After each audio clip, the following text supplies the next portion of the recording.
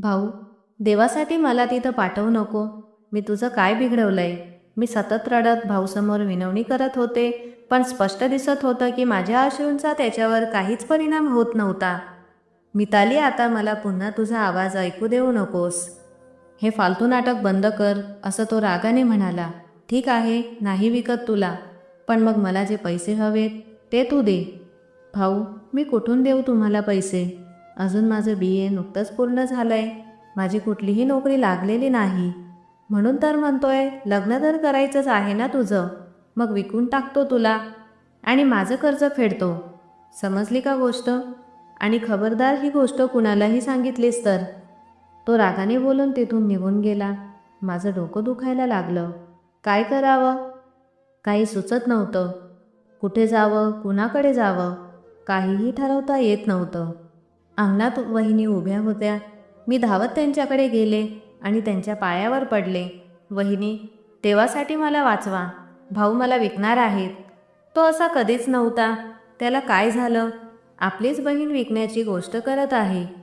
मी बोलत राहिले, पण त्याचा चेहरा शांत होता. मिताली, हे तुमचं दोघांचं म्हणजे भाऊ बहिणीतलं आहे. मी काय करू शकते? आणि मला यातून दूर ठेवलं तर बरं होईल, असं म्हणत त्या वळून निघाल्या. मी त्यांचा हात पकडला. वहिनी, प्लीज, तुमची मदत हवी आहे. भाऊ तुमचं ऐकतील. मिताली, तुझा भाऊ ऐकेल, पण कर्ज कुठून फेडणार? 3 दिवसांपासून तो खूप त्रस्त आहे. इकडून तिकडे फिरतोय आणि तो तुला बाजारात विकत नाही, तुझं लग्न लावत आहे. तुला नाही वाटत का की त्याला थोडी मदत व्हावी? तुझं लग्न होईल आणि त्याचं कर्ज फिटेल. पण वहिनी, मला अजून शिकायचं आहे. मला MA करायचं आहे. तुला जे करायचं आहे ते नवऱ्याच्या घरी जाऊन कर. तुझा नवरा खूप श्रीमंत आहे. आता मला त्रास देऊ नकोस. तुझ्या भावाला तू समजव. जर तो तयार झाला तर ठीक आहे. हे बोलून वहिनी त्याच्या खोलीत गेल्या आणि दार लावून घेतलं. म्हणजे मी पुन्हा काही बोलू नये. माझ्या मनाला एक जबरदस्त धक्का बसला. 2च दिवसांपूर्वी मी शेवटचा पेपर दिला होता.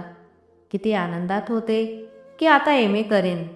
पण आयुष्याने माझ्यासाठी काही वेगळंच ठरवलं होतं, याचा मला अजिबात अंदाज नव्हता. मी माझ्या खोलीकडे निघाले. तेवढ्याच शेजारीन भिंतीवरून डोकावत होती. मला तिच्यावर खूप राग आला. ती कायम दुसऱ्यांच्या भांडणाच्या वेळी डोकावत असे. पण मी गप्प राहिले, कारण मला माहीत होतं मी काही बोलले तर सगळा राग तिच्यावर काढेन. माझं काही चुकलं नव्हतं. माझे आईवडील गेले होते. फक्त भाऊच होता, ज्याने मला वाढवलं. आईवडिलांचा मृत्यू झाला तेव्हा भावाचं लग्न झालं होतं. मी खूप लहान होते. भावाने मला आपल्या लेकरासारखं वाढवलं, पण आज तोच मला विकण्याची गोष्ट करत होता. हे सगळं समजून घेणं माझ्यासाठी फार कठीण होतं.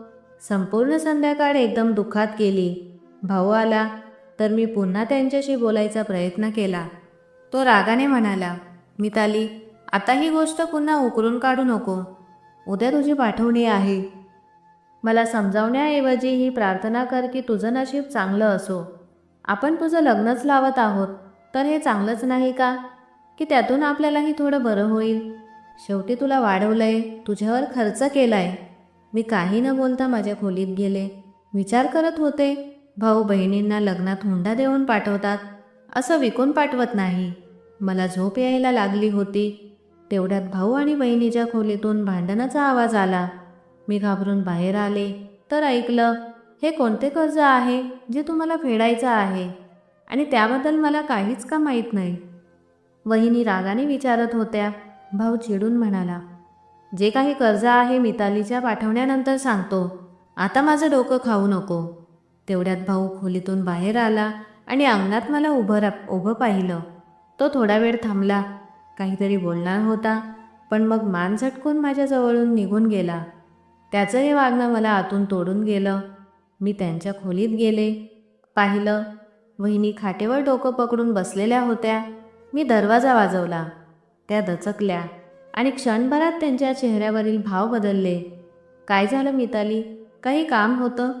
नाही वहिनी, बस तुम्ही आणि भाऊ भांडत होतात म्हणून. मिताली, मी फार प्रश्न विचारणार नाही. फक्त एवढंच सांग, जेव्हा तुझ्या आणि तुझ्या भावामध्ये वाद झाला तेव्हा मी काही मध्ये बोलले का? काही हस्तक्षेप केला का? नाही वहिनी, मीच तुमच्याकडे आले होते. मग काय विचार करून आमच्या भांडणात उडी घेतलीस? त्या इतक्या रागाने पाहत होत्या की मला लाज वाटली. ते तुम्ही माझ्यामुळे भांडत होतात? मिताली, सध्या मला तुझ्याशी किंवा कुणाशीही काही बोलायचं नाही. प्लीज माझ्या खोलीतून बाहेर जा, वहिनींनी कठोरपणे सांगितलं. मी कधी विचारही केला नव्हता की त्या इतक्या कठोर होऊ शकतात. इतका काळ त्यांच्यासोबत राहत होते, पण त्यांनी कधी ना फार प्रेम केलं ना फार राग. कायम मध्यम स्वरात बोलत असत. मी लाजलेली अपराधी भावनेने माझ्या खोलीत परत आले. संपूर्ण रात्र आम्ही तिघांनीही जागून काढली. अर्ध्या रात्री मला एक बेचैनी वाटू लागली.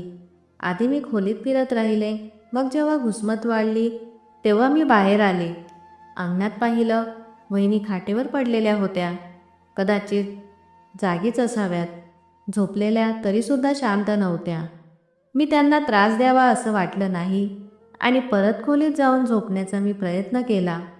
सकाळी एक आवाजाने माझी झोप उडाली. साधारण 4 वाजता झोप लागली होती. डोळे उघडले तेव्हा घरात खूप गोंधळ होता. घाबरून बाहेर आले तर पाहिलं, कॉलनीतल्या अनेक बायका आमच्या घरात बसलेल्या होत्या. आपसात काहीतरी कुजबूज करत होत्या. हे दृश्य माझ्यासाठी खूप विचित्र होतं. असं एकदाच घडलं होतं, जेव्हा माझ्या आईवडिलांचा मृत्यू झाला होता. माझ्याकडे पाहिल्यावर त्या सगळ्या शांत झाल्या आणि एकमेकींना डोळ्यांनी खुणा करू लागल्या. मी पाहू शकत होते, पण काय घडतंय हे समजू शकत नव्हते. मी थोडे पुढे गेले तर सगळ्यांनी मला वाट करून दिली आणि ती वाट थेट भावाच्या खोलीकडे जात होती. अचानक माझ्या मनात एक विचित्रसा गोंधळ निर्माण झाला. मी झपाट्याने पावलं टाकली आणि जेव्हा खोलीत पोहोचले तेव्हा समोरचं दृश्य फार भेसूर होतं. माझा भाऊ आडव्या तिरक्या अवस्थेत बेडवर पडलेला होता आणि त्याच्या शरीरातून वाहिलेलं रक्त गादीला चिकटलं होतं. तर वहिनी बेडच्या कडेला बसून रडत होत्या. भाऊ, मी किंचाळत त्याच्याकडे धावत गेले, पण एका स्त्रीने मला थांबवलं. त्याचवेळी वहिनीचं लक्ष माझ्यावर गेलं आणि त्या छाती बडवत किंचाळल्या, हीच आहे माझ्या नवऱ्याची खुनी. कुणीतरी पोलिसांना बोलवा, हिनेच माझ्या नवऱ्याचा जीव घेतलाय. मी सुन्न झाले. आजूबाजूच्या बायका माझ्याकडे पाहत होत्या आणि मी नाही नाही म्हणत डोकं हलवत होते. मी नाही मारलं माझ्या भावाला. मी रडत म्हणाले, वहिनी, तुम्हाला काय झालंय? मी माझ्या भावाचा जीव घेईल असं तुम्हाला खरंच वाटतंय का? हो, घेऊ शकतेस, त्या चवताळून म्हणाल्या. काल रात्री तुझ्या भावाने तुझ्या लग्नाबद्दल बोललं होतं, त्यावर तू रागवली होतीस. सगळ्या कॉलनीने तुमचं भांडण ऐकलं होतं. वहिनी, तुम्हालाही माहीत आहे की मी का भांडले होते.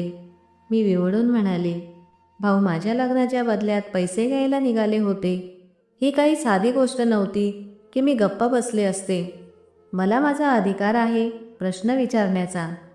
माझ्या काळजात धस्स झालं होतं, कारण वहिनी ज्या पद्धतीने बोलत होत्या त्या मला गुन्हेगार ठरवत होत्या. तू प्रश्न विचारले असतेच, पण माझं घर उद्ध्वस्त का केलंस? त्या रडत रडत मला शिव्याशाप देऊ लागल्या.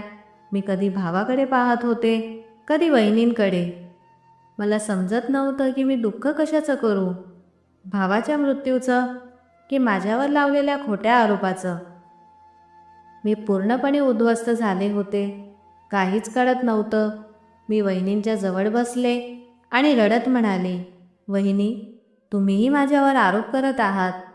मी अजून बोलतच होते की त्यांनी जोरात माझ्या गालावर थप्पड लगावली आणि किंचाळून म्हणाल्या, पोलिसांना बोलवा. मी हिला सोडणार नाही. हिनेच माझं घर उद्ध्वस्त केलं आहे. मी थक्क होऊन त्यांच्याकडे पाहत राहिले. तेवढ्यात बाहेर पोलिसांची गाडीचा सायरन ऐकू आला. कुणीतरी त्यांच्या सांगण्याआधीच पोलिसांना बोलावलं होतं.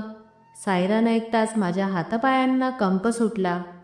कुठे जावं, काय करावं, काहीच सुचत नव्हतं. लपायला काही जागा नव्हती आणि मला माहीत होतं की सगळेजण माझ्यावरच बोट ठेवणार आहेत आणि हे आरोप खरे ठरवण्यासाठी शक्य ते सर्व करतील. थोड्याच वेळात पोलीस घरात आले. त्यांनी सगळ्यांना मागे हटवले आणि घटनास्थळी टेप लावायला सुरुवात केली. वहिनी पोलिसांना पाहून अजूनच मोठ्याने रडायला लागल्या. त्यामुळे लगेचच मला अटकेत घेतलं गेलं. मी ओरडत रडत सांगत राहिले की मी निर्दोष आहे. एक महिला कॉन्स्टेबल कठोरपणे म्हणाली, इथे तू काहीही बोलशील ते कोर्टात तुझ्याच विरोधात वापरलं जाईल. चांगलं हेच की तू गप्प बस आणि वकील शोध. पण मी माझ्या भावाला नाही मारलं, मी हतबल होऊन म्हणाले. पण त्यांना काही फरक पडला नाही. त्यांनी मला बेड्या ठोकल्या आणि भावाच्या मृतदेहाचे फोटो घ्यायला सुरुवात केली. वहिनींवरही शंका घेण्यासारखं आहे, त्याही तर मारू शकतात, असं मी शेवटी हतबल होऊन म्हटलं. कारण माझ्याकडे स्वतःच्या बचावासाठी दुसरा काहीच मार्ग उरलेला नव्हता. आम्ही इथे तुझे आदेश पाळायला आलेलो नाही आहोत, समजलीस? अगदी गप्प बस. कुणाला अटक करायचं ते आम्ही ठरवू, तुला सांगायची गरज नाही. मी शांत झाले आणि थोड्या वेळाने पोलिसांच्या गाडीत बसवून मला पोलीस ठाण्यात नेण्यात आले. तिथेही मी सारखी सांगत राहिले, मी माझ्या भावाला नाही मारलं, मी शपथ घेऊन सांगते. पण कुणीही माझ्यावर विश्वास ठेवायला तयार नव्हतं. त्यांनी मला तुरुंगात टाकून दिलं, जिथे आधीच 3 बायका होत्या. मी आत गेल्यावर त्या पटकन माझ्या जवळ आल्या. एकीने विचारलं, काय करून आलीस? मी रडत रडत उत्तर दिलं, माझ्यावर माझ्या भावाच्या मृत्यूचा आरोप आहे. चल, काही होत नाही ग. एका बाईने माझ्या खांद्यावर हात ठेवत म्हणाली. मी संतापले, का का काही होत नाही? मी नाही मारलं माझ्या भावाला. तेव्हा दुसरी बाई हसून म्हणाली, मारलंयस की नाही हे आत्ता महत्त्वाचं नाही, ते तुला सहज जाऊ देणार नाही. मी शांत झाले. तेव्हा तिसरी बाई शांतपणे म्हणाली, तुला कुणावर शंका आहे का, की तुला खरा अपराधी माहिती आहे? त्यावेळी माझं डोकं फुटायला आलं होतं. मी काहीच उत्तर दिलं नाही आणि एका कोपऱ्यात जाऊन भिंतीला टेकवून बसले. त्या तिघींनी मला जास्त त्रास न देता तिथंच गप्प बसण्याचं ठरवलं. मी एकटी बसले आणि भावाच्या मृत्यूचं दुःख माझ्यावर हावी होऊ लागलं. आधी अश्रू आले, मग किंकाळ्या. मी त्या कोपऱ्यात बसून रडत ओरडत राहिले. माझा भाऊ मेलाय आणि ही गोष्ट मला त्याचा मृतदेह पाहून नव्हे तर या कोठडीत बसल्यावर जाणवली. डोक्यात फक्त एकच विचार घुमत होता, मी नाही मारलं भावाला. एकटेपणाने दुःख किंकाळ्यांमध्ये बदललं. जसजसं रडणं वाढलं तसतसं माझं अंग थरथरू लागलं. इतक्यात एक लेडी कॉन्स्टेबल आली आणि रागाने म्हणाली, हे तुझं घर नाही जिथे बसून किंकाळत आहेस, गप्प बस. संपूर्ण पोलीस ठाणं डोक्यावर घेतलंस. भाऊ मेलाय माझा.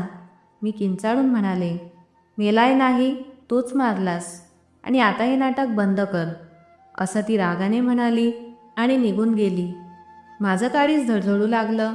मी माझ्या ओढणीचा टोक तोंडात ठेवून किंकाळून रडायला लागले, जेणेकरून आवाज बाहेर जाऊ नये. बराच वेळ रडल्यावर मी हतबल होऊन बसले. एक दिवस गेला, मग दुसरा, मग तिसरा, पण माझी विचारपूस करायला कोणीच आलं नाही. असं वाटत होतं की मी कित्येक शतकांपासून या कोठडीत आहे. माझा भाऊ या जगातून निघून गेला होता आणि आता या जगात माझं कोणच उरलं नव्हतं. तिसऱ्या दिवशी संध्याकाळी एक लेडी कॉन्स्टेबल मला कोणाशी भेटायला घेऊन गेली. मी शांतपणे तिच्या मागे गेले. समोर वहिनी होत्या, पांढऱ्या साडीत बसलेल्या. त्यांना पाहून मी पटकन म्हणाले, वहिनी, तुम्हाला विश्वास आला की मी नाही मारलं भावाला? मी शपथ घेऊन सांगते, मी असं काही केलं नाही. मिताली, मी तुझ्यावर विश्वास कसा ठेवू? तुझं आणि तुझ्या भावाचं भांडण झालं होतं आणि दुसऱ्या दिवशी त्याने तुझी विदाई करायची होती, पण त्याच दिवशी तो मेला. त्यांच्या बोलण्यावर मी शांत झाले, कारण मला माहीत होतं कितीही सांगितलं तरी त्या मानणार नाहीत. मी प्रयत्न करून हा केस मागे घेऊ शकते, पण तुला तेच करावं लागेल जे मी सांगेन. काय करावं लागेल? मी थकून विचारलं, कारण आता कोणाकडून काहीच अपेक्षा राहिलेली नव्हती. मिताली, मी तुझं लग्न माझ्या भावाशी लावून देईन, जर तू त्याची बायको होण्यासाठी तयार असशील तर मी माझ्या पतीचा खून तुला माफ करीन. त्यांच्या बोलण्याने माझं डोकंच सुन्न झालं. त्यांचा भाऊ म्हणजे तोच जो जन्मताच अपंग होता, ज्याच्या तोंडातून सारखी लाड गळत राहायची, जो स्वतःहून वॉशरूमलाही जाऊ शकत नव्हता त्या माणसाशी त्या माझं लग्न लावू इच्छित होत्या. हे विचारून माझं डोकंच फुटायला लागलं. वहिनी, तुम्ही असं विचारलं कसं? मी असं काहीही करणार नाही. मी जर माझ्या भावाला मारलंच नसेल तर मी शिक्षा का भोगावी? मी स्पष्टपणे बोलले. त्या चवताळून म्हणाल्या, तू आंधळी झालीस का मिताली? मी तर तुझंच भलं पाहते. मी तुझं लग्न मागच्या तारखांनी दाखवून कोर्टात सिद्ध करीन की तू मानसिकदृष्ट्या स्थिर नाही. असं केलं तर तू सहज या केसतून सुटशील. मी तुझं लग्न एखाद्या सामान्य व्यक्तीशी लावलं असतं तर त्याने कधीच हे सगळं स्वीकारलं नसतं. पण जर माझ्या भावाशी लग्न केलं तर सगळे तुला वेडी समजतील आणि मग तू सहज बाहेर पडशील. वहिनी, तुम्ही हे सगळं बोलता तेव्हा फारच भयंकर वाटतंय. किमान तुम्ही तरी माझ्यावर विश्वास ठेवायला हवा होता. जग विश्वास ठेवत नसेल तरी मला त्याची पर्वा नाही. पण तुम्ही तर मला आईसारखं वाढवलं आहे. तुम्हाला खरंच वाटतं का की मी माझ्या भावाचा जीव घेईन? मी विचारलं. त्या खांदे उडवत म्हणाल्या, मिताली, माझ्या आणि माझ्या नवऱ्याच्या बाबतीत जे काही घडलं त्यानंतर मी आता कुणावरही विश्वास ठेवू शकत नाही. मला काय माहिती अंधारात तूच त्यांना मारलंस का नाही. आता तर मला स्वतःवरही विश्वास ठेवणं कठीण झालंय. 2 दिवस आहेत तुझ्याकडे, नीट विचार कर. रविवारी संध्याकाळी येईन तेव्हा तुझा निर्णय सांग. असं म्हणत त्या निघून गेल्या.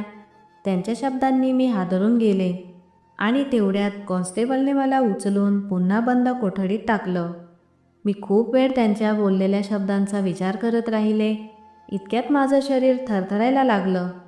सुरुवातीला मी दुर्लक्ष केलं, पण जेव्हा माझी तब्येत खालावू लागली तेव्हा मी माझा दुपट्टा नीट गुंडाळून घेतला म्हणजे थंडी लागू नये.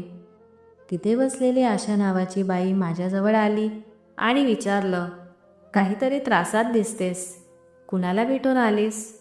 मी तिला आधीच सगळी हकीकत सांगितली होती. तिने शांतपणे म्हणालं, तुझ्या भावाला तुझ्या वहिनीनेच मारलं असेल. तर काय? पण मी तिच्या त्या बोलण्याकडे फारसं लक्ष दिलं नाही. ती म्हणाली, कसलीही चिंता करू नकोस, देवाकडे मदत माग, पाहशील तुझं संकट लवकरच सुटेल. तुम्हीही देवाकडे मदत मागितली असेल ना? मग तुम्ही इथेच का आहात? तुम्हालाही तर बाहेर पडायला पाहिजे. मी थोड्या कठोर आवाजात विचारलं. त्यावेळी मी अगदी बंडखोर झालेले होते. प्रत्येक माणसात मला फक्त निराशाच दिसत होती. मी जेव्हा हे बोलले तेव्हा आशा हसत म्हणाली, मुली, देवाच्या प्रत्येक कामामागे काही ना काही रहस्य असतं. काय माहिती मी इथे केवळ तुझ्या सुटकेसाठीच अडकले का? मी पटकन तिच्याकडे पाहिलं. ती हसत होती, पण ती हसू काही साधीसुद्धा नव्हतं. त्यात खरंच काही गूढ होतं. तिचे डोळे चमकत होते आणि एक क्षणभर मला ती बाई घाबरवून गेली. तेव्हा ती हसून म्हणाली, अगं वेडे, घाबरलीस? काही नाही ग, फक्त एवढंच सांगते, देवाकडे मदत माग, तो नक्की ऐकेल. थोडा धीर धर, पाहशील जो गुन्हेगार आहे तो स्वतःहून समोर येईल. मी तिच्या बोलण्यावर केवळ मान डोलावली, पण अजूनही मला हे समजत नव्हतं की नक्की करावं तरी काय. देवाकडे मदत मागायला सुद्धा मला लाज वाटत होती, कारण मी माझ्या त्रासामध्ये खूप मोठ्या मोठ्या गोष्टी बोलून गेली होते. हे सगळं मी त्या बाईला सांगितलं नाही, पण मी शांतपणे माझे गुडघे घट्ट धरून डोकं टेकवून बसले. ती बाई इतर 2 स्त्रियांशी बोलू लागली, पण मला सगळं विचित्र वाटू लागलं होतं. जणू काही हे सगळं मला काहीतरी समजावण्यासाठी घडत होतं, पण मी अजूनही काहीच समजू शकत नव्हते. एक दिवस असाच निघून गेला. ना मी देवाकडे प्रार्थना केली, ना काही विचार केला. रविवारही असाच गेला. संध्याकाळी बहिणी पुन्हा आल्या आणि थेट उत्तर मागितलं. कसलं उत्तर? मी गंभीरपणे विचारलं. तर त्या थेट म्हणाल्या, तू माझ्या भावाशी लग्न करायला तयार आहेस का? जे तुला या सगळ्यातून वाचवू शकतं. वहिनी, मी जर काही केलंच नाही तर मी का घाबरू? मी निर्दोष आहे आणि मला देवावर पूर्ण विश्वास आहे. तो माझ्याशी अन्याय होऊ देणार नाही आणि तुमच्या भावाशी लग्न करून मी हे सिद्ध करणार नाही की मी भावाच्या खुनाच्या आरोपातून वाचण्यासाठी हे केलं. मिताली, एकदा विचार कर. मी जे सांगते ते तुझ्याच फायद्यासाठी आहे. याशिवाय तुझ्याकडे दुसरा पर्याय नाही. मी वकिलांशीही बोलले आहे. विचार कर, मी तेव्हाच घाबरले असते जेव्हा माझं काही चुकलं असतं. पण जर गुन्हा न करता मला फाशी मिळणार असेल तर तीच माझी नशिबाची रेष आहे आणि ती मला मंजूर आहे. पुन्हा तुम्ही इथे येऊ नका. मला माहीत नाही का, पण त्या क्षणी वहिनींबद्दल माझ्या मनात तिरस्कार निर्माण झाला. जणू या सगळ्यांमागे त्यांचाच हात आहे. पण हे कुणालाच दिसत नव्हतं. तुझा शेवट फार वाईट होईल मिताली. लक्षात ठेव माझं सांगणं. असं म्हणत त्या खुर्चीवरून उठल्या आणि खड्या स्वरात बोलून निघून गेल्या. त्यांच्या चेहऱ्यावर राग होताच आणि तो लाल झालेला होता. पण मी त्याऐवजी एक विचित्र शांतता अनुभवत होते. जणू मी अगदी योग्य निर्णय घेतलाय. मी निर्धास्तपणे परत गेले तेव्हा मला जाणवलं की आशा माझ्याकडे पाहून हळूच हसत होती. तुला काय झालंय? मी विचारलं. ती केवळ डोकं हलवत म्हणाली, काही नाही. आणि तुलाही काही होणार नाही. काळजी करू नकोस. तिचा आवाज ऐकून माझ्या अंगात एकदम विद्येसारखी शक्ती भरली. मला खरंच वाटलं की आता काहीही होऊ शकत नाही. ती रात्र मी अगदी शांत झोपले. सकाळी अचानक एक विचित्र स्वप्न पाहून मी दचकून उठले. माझा भाऊ स्वप्नात आला होता आणि खूप अस्वस्थ होता. आमच्या घरात एक लहानसं झाड होतं. त्याच्या खांद्यावर डोकं टेकवून तो रडत होता आणि म्हणत होता, कोणावरही विश्वास ठेवू नको. कोणावरही म्हणजे कोणावरही नाही. आणि ती बाई जे सांगते तेच खरं आहे. तिचं ऐक. हे ऐकताच मी दचकून जागे झाले.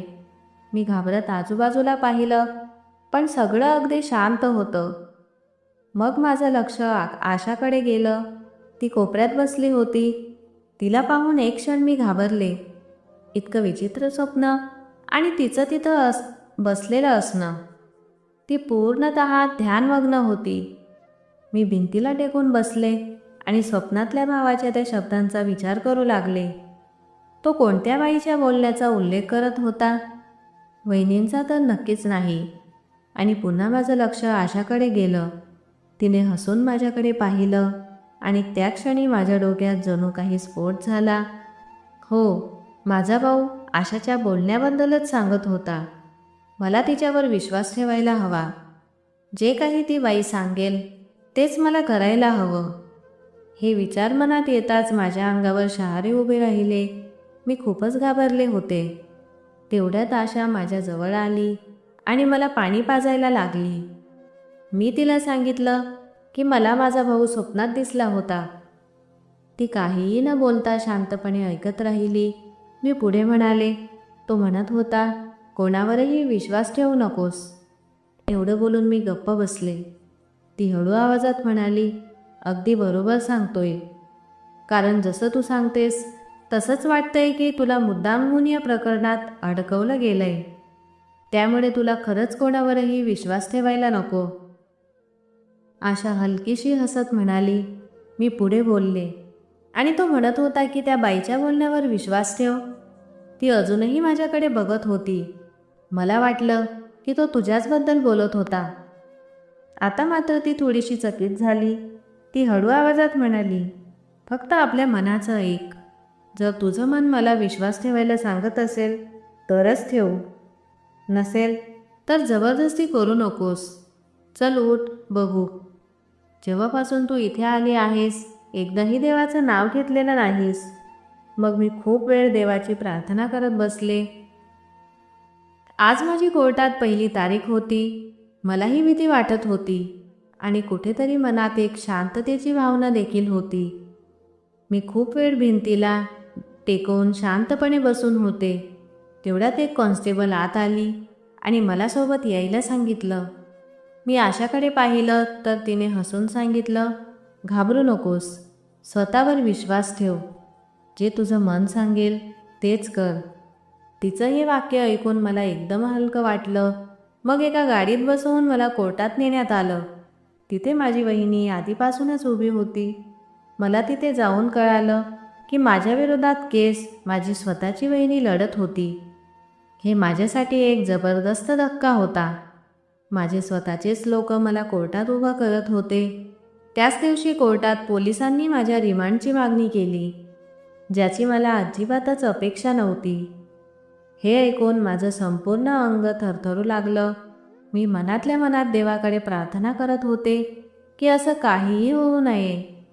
पण विरोधी पक्षाकडून सगळी शक्य ती मेहनत केली जात होती की मला रिमांडवर घेता यावं. माझ्या डोळ्यात अश्रू आले. मी वर छताकडे पाहून देवाला हाक मारली, फक्त तूच आहेस जो मला या संकटातून बाहेर काढू शकतोस, कारण फक्त तूच जाणतोस की मी काहीही चुकीचं केलं नाही. हे मनात म्हणतच मी पूर्णपणे शांत झाले. मग माझा रिमांड होणार की नाही याचं मला काहीच वाटेनासं झालं होतं. आता जज रिमांडचा निर्णय देण्यात इतक्यात कोर्टात एक अनोळखी माणूस आला. त्याला कोणीही ओळखत नव्हतं. तो आत आला आणि मला पाहून म्हणाला, मी यांचा वकील आहे. जे काही बोलायचं असेल ते माझ्याशी बोला. हे ऐकून मी थक्क झाले. जजसमोर त्याने स्वतःचा परिचय दिला आणि पुन्हा तीच गोष्ट सांगितली की तो माझा वकील आहे. यानंतर संपूर्ण कोर्टात गोंधळ निर्माण झाला. मग तो जे बोलू लागला ते अविरतच बोलत राहिला. पण शेवटी जजने माझा रिमांड नाकारला. माझं डोकंच सुन्न झालं होतं. मी फक्त त्या अनोळखी माणसाकडे पाहत होते, जो वयाने बहुधा माझ्या भावाच्या वयाचा असावा. त्यानंतर पोलीस मला परत घेऊन जात होते, पण त्याने हात करून त्यांना थांबवलं आणि माझ्याजवळ येऊन नरमपणे म्हणाला, मिताली, घाबरू नकोस. मी तुरुंगात तुझी भेट घेईन आणि त्या घटनेबद्दल सविस्तर जाणून घेईन. थोडे दिवस अवघड आहेत, पण त्यानंतर सर्व काही सुरळीत होईल. मी विचारलं, पण तुम्ही कोण आहात? तेव्हा तो हसून म्हणाला, आत्ताच्या क्षणी हे सांगण्याची वेळ नाही. वेळ आल्यावर मी स्वतःहून ओळख करून देईन. सध्या तू फक्त शांत राहा. हे काहीच तुझं वाकडं करू शकत नाही. यानंतर पोलिसांनी मला तिथे जास्त वेळ थांबू दिलं नाही. मी पुन्हा पोलीस ठाण्यात आले. आशा मला पाहून हसत म्हणाली, तर सांग, वाचलीस ना? रिमांड कॅन्सल झाला? मी तिच्याशी आजच्या सगळ्या घटनेबद्दल बोलण्यास उत्सुक होते, पण तिचं हे वाक्य ऐकून मला धक्का बसला. मी विचारलं, तुला कसं कळलं? तो वकील तू पाठवलास का? ती खांदे उडवत म्हणाली, असंच नाही की प्रत्येक वेळी मीच तुला मदत करेन. कदाचित देवाने तुझं ऐकलं असेल आणि योग्य वेळी तो माणूस तिथे पोहोचला असेल. मी म्हणाले, पण हे कसं शक्य आहे? मी त्याला ओळखतही नाही आणि माझ्याकडे एवढे पैसेही नाहीत की मी स्वतःसाठी वकील नेमू शकेन. मग तो कोण होता? मी आशाच्या चेहऱ्याकडे चिंतेने पाहिलं. ती म्हणाली, मिताली, मी तुला आधीच सांगितलं होतं ना, काळजी करू नकोस. जे घडतंय त्याला घडू दे. परिस्थितीवर प्रश्नांची झोड उठवून सगळं अधिक अवघड करू नकोस. जे घडतंय ते देवाच्या इच्छेनेच घडतंय. मी तिचं सगळं शांतपणे ऐकलं आणि म्हणाले, तू मला सामान्य माणूस वाटत नाही. ती खडखडून हसली आणि म्हणाली, सामान्य तर तूही नाहीस, म्हणूनच तर आपल्या ड्युटी इथे लागल्या आहेत. काय म्हणतेस? ती हसत म्हणाली, तुला आता हे समजणार नाही. तू त्याकडे लक्ष देऊ नकोस. फक्त देवाची प्रार्थना करत राहा. त्या क्षणी मला तिची एक विचित्र भीती वाटली. का हे माहीत नाही, पण ती मला खरंच सामान्य माणूस वाटत नव्हती, जसं की तिला सगळं माहीत होतं. ती वळली तेव्हा मी लवकर म्हणाले, तुला माहिती आहे ना की मी माझ्या भावाला मारलेलं नाही. तिने वळून माझ्याकडे पाहिलं आणि मृदू स्वरात म्हणाली, जेव्हा तू हे सांगतेस तेव्हा मला तुझ्या बोलण्यावर विश्वास आहे. हे म्हणत ती हसून परत वळली. माझ्या अंगावर काटा आला होता. ती खरंच सामान्य माणूस नव्हती. मी अजूनही माझ्या शंकेत गुंतलेली होते. तेव्हाच कॉन्स्टेबल मला भेटीसाठीच्या खोलीत घेऊन गेली. मला वाटलं की कदाचित वहिनी आली असेल, पण तिथे तर तोच वकील बसला होता, ज्याने आज मला वाचवलं होतं. मी त्याला पाहून आश्चर्यचकित झाले. फक्त एवढंच म्हणाले, आपण इथे? तो शांतपणे म्हणाला. फक्त एवढंच म्हणाले, आपण इथे? तो शांतपणे म्हणाला, काय झालं? तुला विश्वास नव्हता का की मी येईन? चल, आता सगळी घटना सांग. त्या रात्री नेमकं काय झालं होतं, जेणेकरून मी केस नीट तयार करू शकेन. मी त्या रात्रीची सगळी घटना त्याला सविस्तर सांगितली. सगळं ऐकून तो म्हणाला, तुला तुझ्या भावावर विश्वास नव्हता का, की तो तुझ्यासाठी योग्य निर्णय घेईल? मी गोंधळले आणि विचारलं, तुम्ही काय म्हणताय? तो म्हणाला, म्हणजे तुला वाटलं होतं की तो खरंच तुला विकणार? हो, त्यावेळी मला तसंच वाटलं. भाऊ खूपच रागात होते, माझं काहीही ऐकत नव्हते. ते तुझ्यावर रागवले होते? तू काही असं बोलली होतीस का ज्यामुळे त्यांना राग आला? नाही, मी काहीच बोलले नव्हते. मग तुला का वाटलं की ते तुझ्यावर रागवले होते? कदाचित काही वेगळी गोष्ट असेल, किंवा खरंच ते तुझ्या भल्यासाठीच तुझं लग्न लावून देत होते. त्या वकिलाच्या प्रश्नांनी मी विचारात पडले. प्रश्नच असे होते, तुला कुणावर संशय आहे का, की ज्याने तुझ्या भावाला मारलं असावं? हो, माझ्या वहिनीवर. त्या रात्री त्यांच्यात भांडण झालं होतं. मध्यरात्री मी बाहेर आले तेव्हा वहिनी अंगणात झोपलेल्या होत्या. मी जे काही मला आठवत होतं ते सगळं त्याला सांगितलं. तो माझ्या प्रत्येक गोष्टीकडे लक्षपूर्वक ऐकत होता. त्याच्यानंतर तुझ्या वहिनीने तुरुंगात तुझी कधी भेट घेतली? मी त्याला मागच्या भेटीची सगळी माहिती दिली. हे ऐकून वकिलाच्या चेहऱ्यावर एक विचित्र हसू आलं आणि तो फाईल बंद करत म्हणाला, काळजी करू नकोस, आता हा केस मी स्वतः हाताळणार आहे. फक्त देवावर विश्वास ठेव. मी परत आले तेव्हा आशा अजूनही हसत होती. मला खूप आश्चर्य वाटलं. मी सरळ तिच्याकडे गेले आणि विचारलं, तू कोण आहेस? खरं खरं सांग. आपल्या नेहमीच्या शांत हसण्यात ती म्हणाली, फक्त घाबरू नकोस. तू या सगळ्या प्रकरणातून सहजपणे बाहेर येणार आहेस. माझे सगळे प्रश्न संपले होते. मला आता समजले की आशा खरंच देवाने माझ्यासाठी पाठवलेली होती. मी विचारलं, तुला माहिती आहे का की माझ्या भावाने कोणाचं कर्ज फेडायचं होतं आणि त्याला कोणी मारलं? ती गंभीर होत म्हणाली, मिताली, वेळ येण्यापूर्वी काहीही जाणून घेण्याचा प्रयत्न करू नकोस. सगळं तुला समजेल, पण थोडा वेळ लागेल. आत्ता मी काहीच सांगू शकत नाही. मी शांत झाले. त्यानंतर मी तिला काही विचारलं नाही. माझ्या पुढच्या सुनावणीच्या वेळी वकिलाने जीव तोडून केस लढवला आणि त्याच सुनावणीमध्ये त्याने हे सिद्ध करून दाखवलं की मी खून केलेला नाही, तर तो माझ्या वहिनीनेच केलेला आहे. कारण माझा भाऊ माझं लग्न दुसरीकडे लावण्याचा विचार करत होता, पण वहिनी मला तिच्या अपंग भावाशी लग्न लावून द्यायचं ठरवत होती आणि याच गोष्टीवरून दोघांमध्ये वाद झाला आणि तिनेच नवऱ्याचा खून केला. सुनावणीपूर्वी वकिलाने मला नीट समजावून सांगितलं होतं की तू काही बोलायचं नाही. मी जे सांगतो तेवढंच मान्य कर. मी वहिनीकडे पाहिलं तर तिचा चेहरा एकदम फिकट झाला होता आणि वेगवेगळ्या युक्तिवादांनी फक्त 3च सुनावणीत माझा केस संपला, तर आम्ही तो जिंकलोही. आणि वकिलानेही हे सिद्ध केलं की माझ्या भावाचा खून त्याच्या बायकोनेच केला होता. मी निर्दोष मुक्त झाले. मग मी त्या वकिलाचे आभार मानण्यासाठी आणि त्याची फी विचारण्यासाठी त्याच्या ऑफिसला जाण्याचा निर्णय घेतला. तेव्हा तो हसून म्हणाला, फी फक्त इतकीच आहे की तू माझ्याशी लग्न कर. ही गोष्ट माझ्यासाठी खूपच धक्कादायक होती. मी आश्चर्याने विचारलं, तुम्ही असं कसं म्हणू शकता? तेव्हा तो सौम्य हसत म्हणाला, मिताली, मी ही गोष्ट कोर्टात येऊ दिली नाही, पण आता तुझ्याशी लपवू शकत नाही. तुझा भाऊच मला म्हणाला होता की त्याला तुझं लग्न माझ्याशी करायचं आहे, कारण त्याला आपल्या बायकोच्या मनातल्या विचारांचा अंदाज आला होता. ती तुला आपल्या अपंग भावाशी लग्न लावून देणार होती. त्यामुळे तो खूप चिडला होता. तो माझ्याकडे आला आणि मी होकार दिला. तो माझा खूप जवळचा मित्र होता. मग त्याने मुद्दाम कर्जाचं नाटक केलं, जेणेकरून त्याची बायको त्याच्यावर दबाव टाकू शकणार नाही. पैसे द्यायचं कारण देऊन ती मान्य होईल असं त्याला वाटलं, पण तिने अजूनच भयंकर खेळ खेळली. नवऱ्याचा खून करून आरोप तुझ्यावर लावला, जेणेकरून तू घाबरून तिच्या भावाशी लग्न करशील. आता सगळ्या गोष्टी तुझ्या समोर आहेत. आता तूच सांग, तू माझ्याशी लग्न करशील का? मला क्षणभराचाही विचार करायला लागला नाही, कारण मला समजलं होतं की आमचं भेटणं हे नशिबात लिहिलं होतं आशाही मला वेळोवेळी सूचक इशारे देत होती.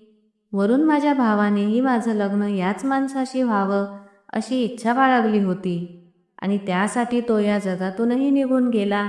मग मी नकार देणार तरी का? तर मित्रांनो, आशा करते की तुम्हाला आमची ही कथा नक्कीच आवडली असेल. जर ही कथा आवडली असेल तर कमेंट बॉक्समध्ये कळवा आणि कृपया व्हिडिओला लाईक करा. चॅनलवर नवीन असाल तर सबस्क्राईब करा. आपण पुन्हा भेटूया एका नवीन कथेसह. धन्यवाद.